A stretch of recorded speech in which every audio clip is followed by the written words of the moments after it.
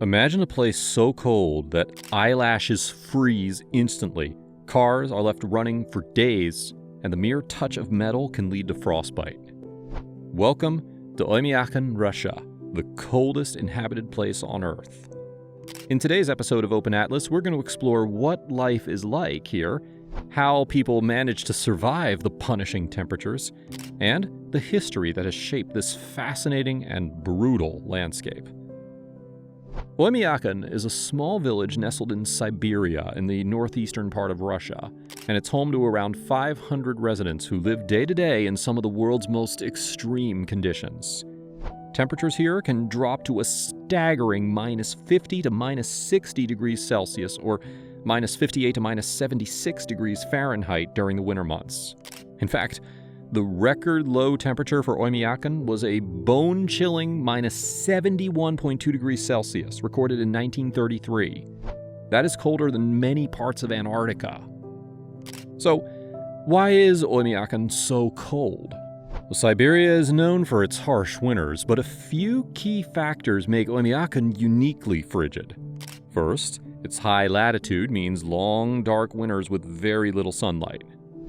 Oymyakon is also located in a valley, which traps the dense, cold air and prevents it from circulating, creating a cold pocket that sits stagnant over the village. Additionally, the nearby Silum River provides a steady supply of moisture, which creates a humid cold that is especially biting. The village of Oymyakon was originally a seasonal encampment for reindeer herders from the Yakut ethnic group, who moved through this area during the summer. Oymyakon's name means unfrozen water, referring to a hot spring nearby that would stay unfrozen even during the coldest months. Over time, however, people began settling there permanently, despite the brutal winters. Living in Oymyakon is a daily struggle against the cold. Let's dive into what makes everyday life here so unique. Well, for starters, almost everything here has to be adapted to handle the extreme cold. Cars, for instance, are kept running all day long in order to prevent the engines from freezing. Motor oil thickens so much in these temperatures that it is nearly impossible to restart a car if it's been turned off for too long. If a car does stall, people bring the battery indoors or even use portable heaters to keep the engine from freezing overnight. Now, for those who need to work outside, getting dressed each day is a complex ritual. The people of Oymyakon rely on layers of fur and wool to keep them warm. It is essential to cover every inch of skin in order to avoid frostbite. Fingers, noses, and ears are especially vulnerable, and covering them properly is critical when temperatures are this extreme. One of the local wintertime dishes that is especially helpful in keeping warm is stroganina, a type of frozen raw fish that is thinly sliced and eaten like sashimi. The high fat content of fish like salmon, whitefish, or sturgeon provides an essential energy boost, helping people sustain their body heat.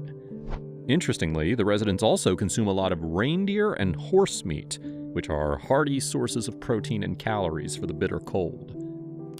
Schools operate a bit differently in Oymyakon. Classes are held unless temperatures drop below minus 52 degrees Celsius, which is around minus 62 degrees Fahrenheit. For children here, extreme cold is a normal part of life, and they learn early on how to stay warm and safe.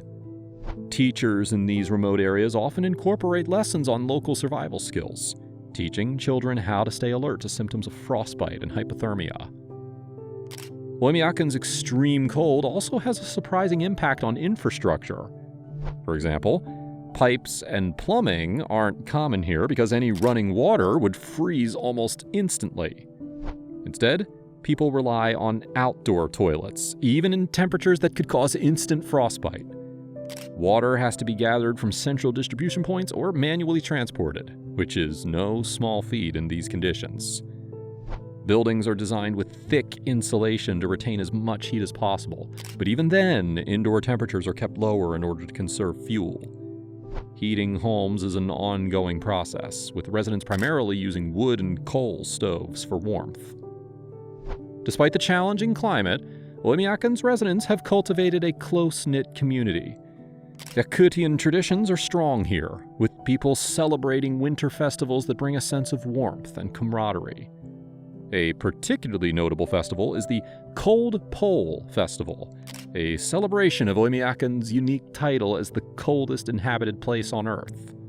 Visitors come from around the world to experience the severe cold, and locals organize events showcasing Yakutian traditions, reindeer races, and ice sculptures.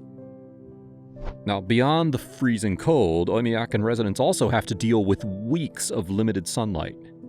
In the depths of winter, daylight lasts just a few hours each day, which can lead to seasonal affective disorder, also known as SAD, and other mood-related issues. To combat this, residents try to stay busy and active, taking part in communal gatherings and staying physically active, which helps combat the emotional toll of prolonged darkness. As climate change accelerates, even places like Oymyakon aren't immune to the impacts. Winters have become somewhat milder over the past decade, which has led to unpredictable shifts in traditional ways of life. Warmer temperatures have caused permafrost to melt, which threatens the stability of buildings and other infrastructure. Local scientists and environmentalists are studying these changes closely, but it is clear that Oymyakon's unique ecosystem and the residents who call it home are at risk from shifting climate. And that wraps up our journey to the Pole of Cold. Oymyakon is more than just a village.